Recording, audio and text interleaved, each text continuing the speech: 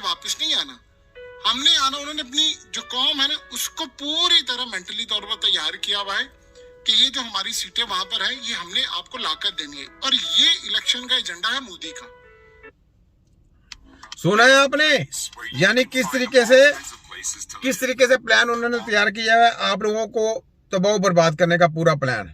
ठीक है, सोच लें तो इन चीजों को आप सोचें, समझने वाली पाकिस्तान पर हमला कर दे, दोनों फ्रंट पाकिस्तान के लिए खुल जाए, तो फिर लड़ाई यहाँ पर जब हो तो पूरी उम्मत के मुस्लिमा का ध्यान इधर आ जाए। ये एग्जैक्टली वही प्लान था। जिस तरह अमेरिका अफगानिस्तान में गया तो वहां पर कुट पड़ना शुरू हो गई, उसको 2 महीने उसने कहा था मैं कर लूंगा, वो नहीं हुई तो उसे फिर इराक जंग छेड़ दी।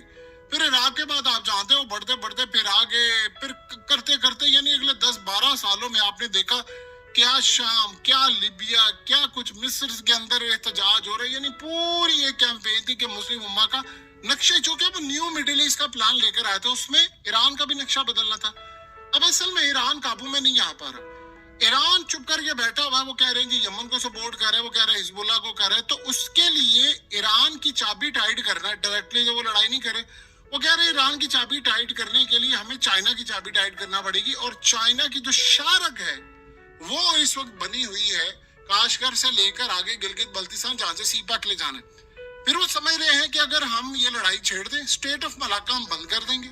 स्टेट ऑफ मलाका बंद किया जिस तरह यमन ने अब किया है, इनका रास्ता रोक दिया। वो कह रहे हैं स्टेट ऑफ मलाका बंद करेंगे, चाइना का माल जाना बंद हो जाएगा, वहां से फिर हम निगोशिएट करेंगे। ये उनके प्लान्स हैं कि हम ये करेंगे, हम इसको टेबल पर बिठाएंगे, ऐसा होगा।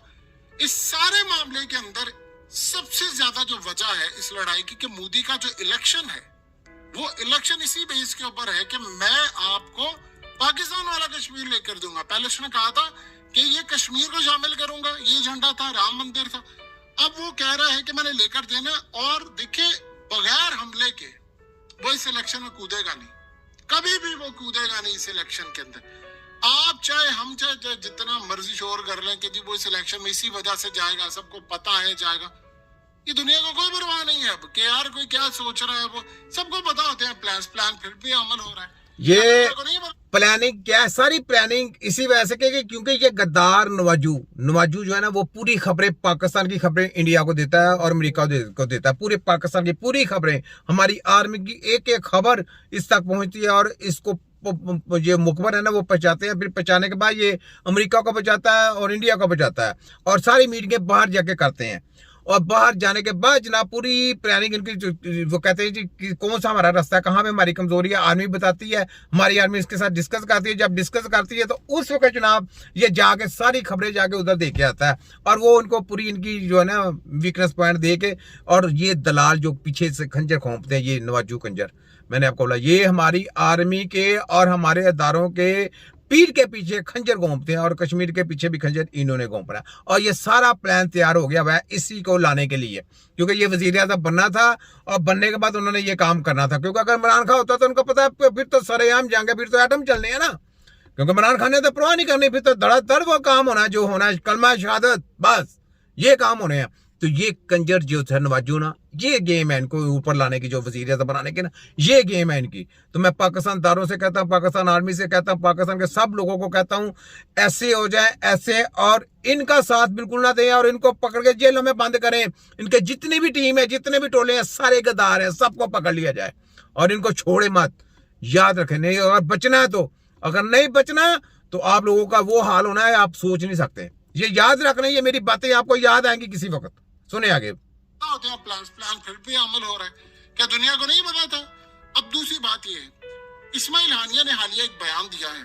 उसने क्या बात की? उसने कहा अगर पाकिस्तान धमकी दे दे सिर्फ इजराइल को तो जंग रुक जाएगी, क्योंकि पाकिस्तान न्यूक्लियर ताकत है। भाई इन्होंने ये नवाजू कंजर यही तो गेम खेल के आया है, सारी गेम पैसा उधर से क्या मिला है, नहीं ला सकता ना धमकी, कैसे लगा देंगे? ये काकड़ साहब, काकड़ किनका बंदा ही नहीं गई है।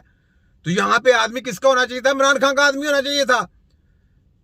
इमरान खान का कोई आदमी होता, कोई ऐसा होता तो वो फिर धमकी लगाता था, फिर उसकी बोलती बंद होनी थी और आराम से फलस्तीन के लोग आराम से रहना था, कोई ऐसे नहीं होना था। तो ये गेम सारी खेली गई थी बड़ी देर पहले, खेल के उसकी तैयारी की थी। तैयारी करने के बाद पूरी प्लानिंग की थी किस तरीके से इमरान खान को उठाया जाए, किस तरीके से ये लाया जाए। फिर पैसा फेंका गया सब, फिर नवाज शरीफ को सारे केस माफ कराए गए। क्यों कराए गए? पूरी गेम है ना। देखे क्या गेम क्या है, सारी गेम कश्मीर की है। कश्मीर होने का, कश्मीर हम उधर जाएगा, जंग छिड़ेगी, पाकिस्तान को जितना पैसा दिया इनका वो पैसा भी सारा गर्क हो जाना, तो जंग भी इन पे मुसल्लत की जानी है। तो आप पे जंग भी मुसल्लत हो गई, आपको फायदा भी कोई ना हुआ, और ये पैसा सारा नवाजू ये कंजर के पास चला गया। ठीक है, ये साहब लगा लें, ये बाहर बैठे, दिल्ली हुई है सारी इनकी, बाहर बैठे सुनने वाली बातें। इजराइल को तो जंग रुक जाएगी, क्योंकि पाकिस्तान न्यूक्लियर ताकत है। इसराइल एक जवाब चाह रहा है कि वो दुनिया को बताएगा कि देखो पाकिस्तान को कंटेन करना मेरे लिए कितना जरूरी था, इसको काबू करना मैंने इंडिया के थ्रू, और अगर ये ना है तो कहीं ये हमारी तरफ ना आ जाए।